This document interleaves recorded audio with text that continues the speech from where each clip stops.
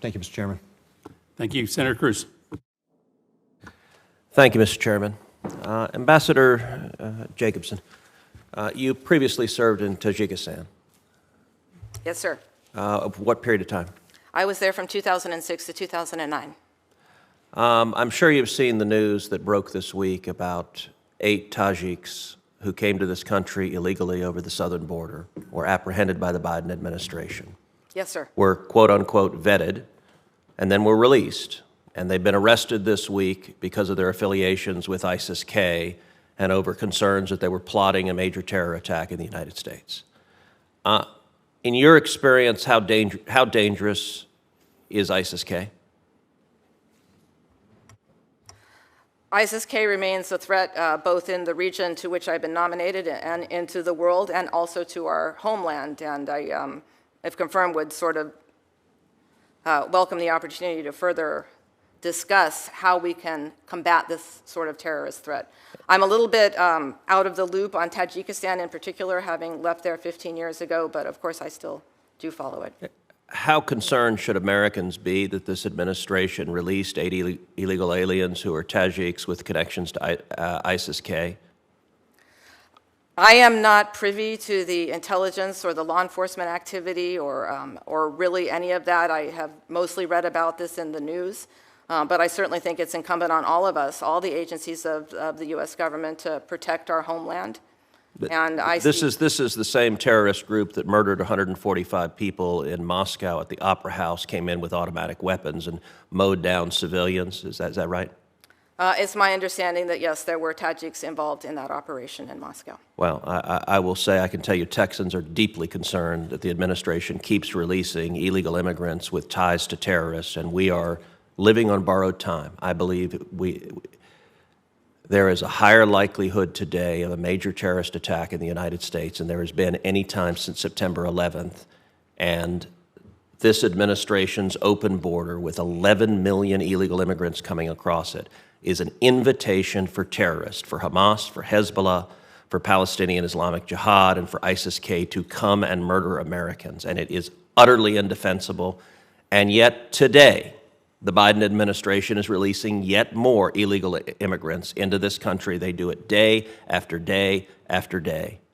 And we are going to see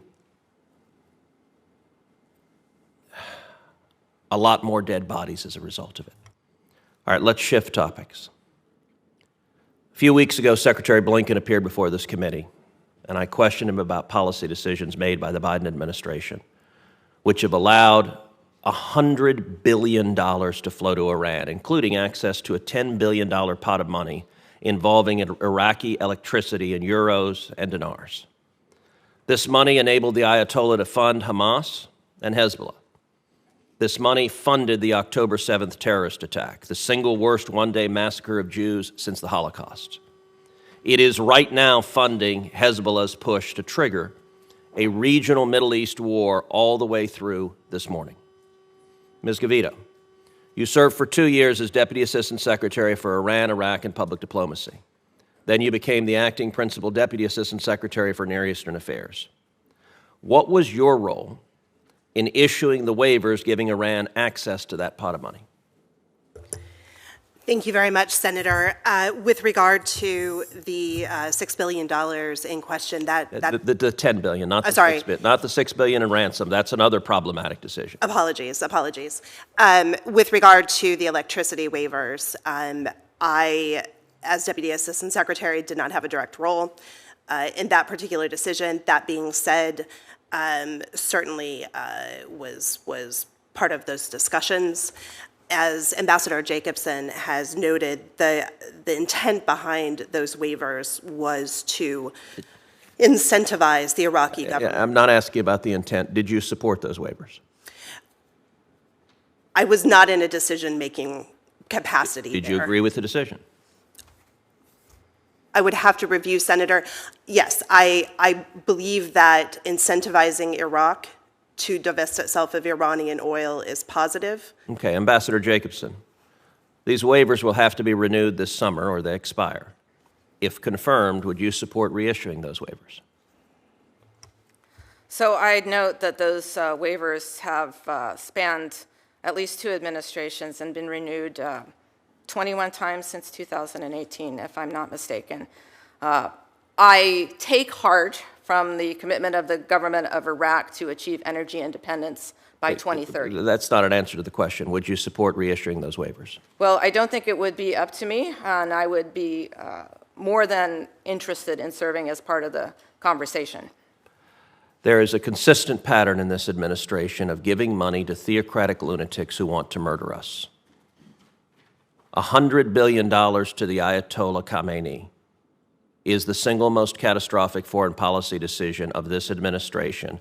And today, this administration continues to refuse to enforce the oil sanctions, enriching the Ayatollah, funding Hamas, funding Hezbollah, funding those who are murdering Israelis and trying to murder Americans. How does it make sense to give billions and billions of dollars to theocratic lunatics who want to kill us? Thank you for that question, Senator. I personally am very clear-eyed about the Iranian threat. I think I shared with you, and I'll share with others, that I have been myself on the receiving end of Iranian death threat information, including during my time in Ashgabat when President Niyazov used to remind me that the Iranians had a missile pointed at my bedroom. With regards to the funds that are kept in restricted accounts that are overseen by the Treasury Department, that are the subject of an extensive system of safeguards, these funds will never reach the government of Iran. These funds have to stay overseas, and they have to be used for humanitarian purposes. You could ask, doesn't that mean that it frees up money for their massive terrorism campaigns, which of course are heinous? And I would argue that Iran, unfortunately, is always going to focus on destabilizing activity over supporting the humanitarian needs of its own people. With regards to the sanctions, the administration hasn't lifted any sanctions, and as far as I know, it's implemented another 700 sanctions. But it refuses to enforce it. My time's expired, but the results are indisputable. And Iran has gone from selling 300,000 barrels a day of oil to selling 2 million barrels of oil a day. That is funding this war of terror against us. Thank you very much, Senator Cruz. Thank you all for your testimony today. We really appreciate your... Oh, Senator Booker.